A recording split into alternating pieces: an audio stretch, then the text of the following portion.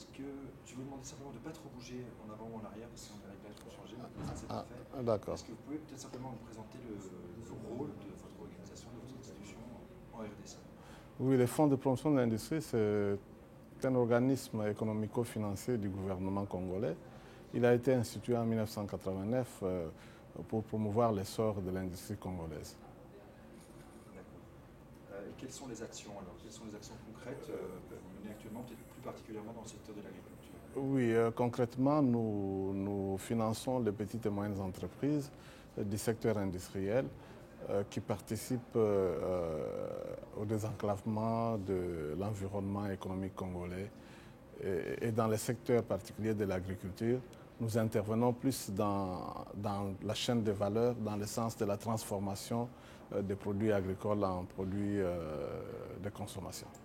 Et quels sont peut-être quelques exemples de projets de succès que vous avez pu connaître récemment? Nous avons financé beaucoup de projets agroalimentaires. Si vous étiez dans la salle tout à l'heure, vous avez vu celui qui a fait l'exposé sur le Maize King dans le Nord Kivu.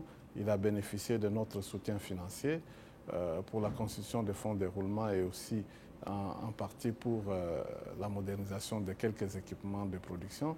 Nous avons aussi soutenu des projets comme ici même à Kinshasa. Il y a une grande ferme de production avicole, la ferme PK.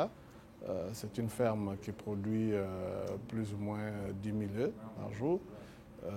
Nous avons financé dans le Katanga par exemple la boucherie charcuterie number one. C'est une grande ferme porcine. Et cette ferme, nous l'avons financée pour transformer les produits de son élevage en charcuterie, en boucherie. De même, dans le Katanga, par exemple, nous avons financé les établissements Swanepoel qui sont dans l'agriculture industrielle pour pouvoir produire du maïs en grande quantité, en quantité industrielle, pour pouvoir produire également des pommes de terre.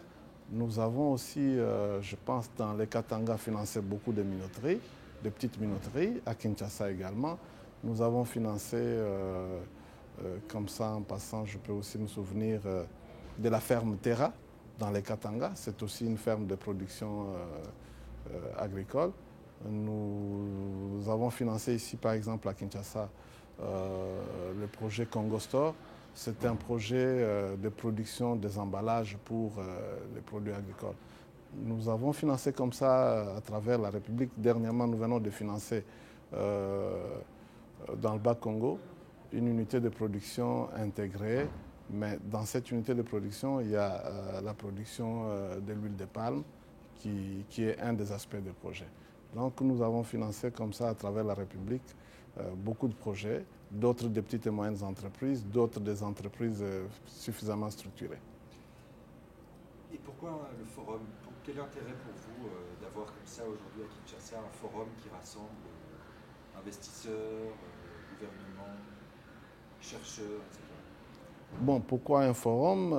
D'abord, comme vous le savez, le forum MRC sur l'agribusiness met ensemble les investisseurs, les demandeurs, les animateurs des grands projets. Donc c'est, si vous voulez, un grand échange d'expériences, d'expériences nord-sud, sud-sud. À ce point de vue-là, nous avons, nous, senti la nécessité, en tant que fonds de promotion de l'industrie, devant faire bénéficier à certains bénéficiaires de nos services, pourquoi pas à toute la population congolaise, de toutes ces expériences mondiales dans le secteur agroalimentaire. Et nous avons aussi tenu à organiser ce séminaire parce que, vous savez, la RDC, c'est un géant de par ses potentialités agricoles. Vous l'avez suivi hier dans tous les discours, aussi bien dans les discours du PNUD que celui du gouvernement. Nous avons 80 millions de terres arables, donc qui attendent d'être exploitées. Et à ce titre-là, nous avons besoin d'investisseurs. Et la meilleure façon d'attirer les investisseurs, c'est de les amener à vivre cette réalité à travers des forums comme celui que nous organisons. Et donc pour vous, l'agrobusiness est un vecteur incontournable de la transformation du secteur agricole. C'est à cela que j'allais arriver. Vous savez, depuis les 10 ou 15 dernières années, la République démocratique du Congo se réveille dans la bonne gouvernance, dans la gestion de ces possibilités économiques naturelles. Il y a toutes ces infrastructures qui se remettent sur place avec la construction des routes, la construction des ponts, la construction des aéroports. Tout ça, c'est les produits de l'investissement public tel que prôné dans la politique de modernisation de notre pays, politique bien sûr initiée par le chef de l'État lui-même, et que le gouvernement, sous la direction du Premier ministre Matata Ponyo, est en train de matérialiser au jour le jour. Et comme résultat, nous avons aujourd'hui une croissance positive. Et cette croissance, pour qu'elle profite au plus grand nombre de citoyens congolais, qui, pour la plupart, se retrouvent dans les secteurs agricoles. Vous avez suivi hier les statistiques, 80% de la population congolaise travaille dans le secteur agricole. Et donc, pour que cette croissance profite à toute la population, qu'elle soit, si vous voulez, véhiculée à travers toute la République, il faut bien que le secteur agricole, qui est le secteur qui regorge beaucoup de cette population, soit touché. Et on ne peut le toucher que s'il y a des investissements. Le gouvernement de la République a déjà fait des grands pas avec des projets du genre parc agro-industriel de Bukangalonzo. Et nous voulons qu'il y ait de plus en plus de partenaires privés comme institutionnels qui s'insèrent, qui mettent les moyens ensemble, les énergies ensemble, pour qu'enfin cette croissance soit totalement et effectivement inclusive. Et qu'est-ce que le gouvernement peut faire encore pour matérialiser, pour encourager cette relance? Moi, je pense que le gouvernement, ce qu'il devrait faire, ce qu'il est en train de faire déjà d'ailleurs, c'est un problème des ressources. Vous savez, le Congo, c'est un continent.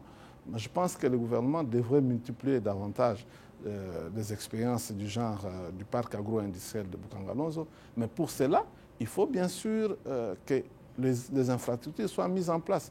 Il faut que le secteur énergétique soit suffisamment exploité, soit valorisé, parce que, écoutez, on ne fait pas